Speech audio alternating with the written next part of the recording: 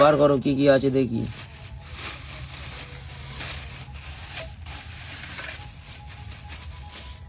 বন্ধুরা দেখতে পাচ্ছ সেই চিংড়ি মাছ, পুরো একদম পিওর দেশি চিংড়ি। দেখো চিংড়িগুলো দেখো কত অসাধারণ চিংড়িগুলো দেখো, পুরো একদম টাটকা টাটকা চিংড়ি।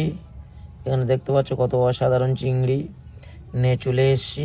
আচ্ছা আর কি আছে বার করো, আর কি আছে বার করো।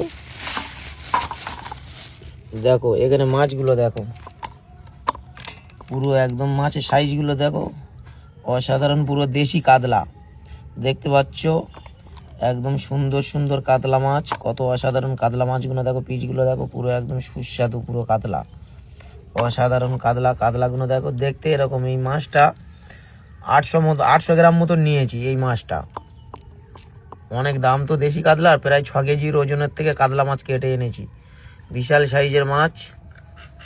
আর এখানে আছে চিংড়ি মাছ দেখতে পাচ্ছ, আর এখানে আছে কাতলা মাছ। আজকে খুব কম আইটেম, আজকের কম আইটেম, খুব ছোটো খাটো করে খাওয়া হবে, কম আইটেম। আজকের বেশি মাছ খাবো না, রেগুলার তো মাছ খাওয়া ভালো নাই তো আজকের ওই জন্যই। এমনিতে দাদাভাই শরীরটাও ভালো না, একটা সমস্যার কারণে মানে খাওয়া দাওয়া একটু মানে হালকা আমাদের কমে গেছে। বাবা বাড়িতে নেই, মাও বাড়িতে নেই। রিসেন্টলি তালদির বাজারে নতুন দোকান করা হয়েছে, সেই জন্যই বাবা দোকানে থাকে, তো সেই জন্যই বাবারও মাছ থাকে না, ফ্রিজে মাছও রাখি না, টাটকা জিনিস এনে টাটকা খেয়ে নেওয়া হয়। আর মারও অল্পর উপর থেকে আমাদের এই যে অল্পর উপর থেকে মোটামুটি এই যে এবলা খাওয়ার মতন, ওবলাও হবে না, যা হবে একবেলা। ওবলা ফের আবার অন্যরকম আইটেম হয়। ওবলাগার ভিডিওগুলো তোমাদের দেখাতে পারি না খুব তাড়াতাড়ি, সন্ধ্যেই কি খাওয়া হয় সেই ভিডিওগুলো অবশ্যই আনবো। সন্ধ্যেও আমাদের মাছ থাকে, সেই মাছের ভিডিও করতে পারি না।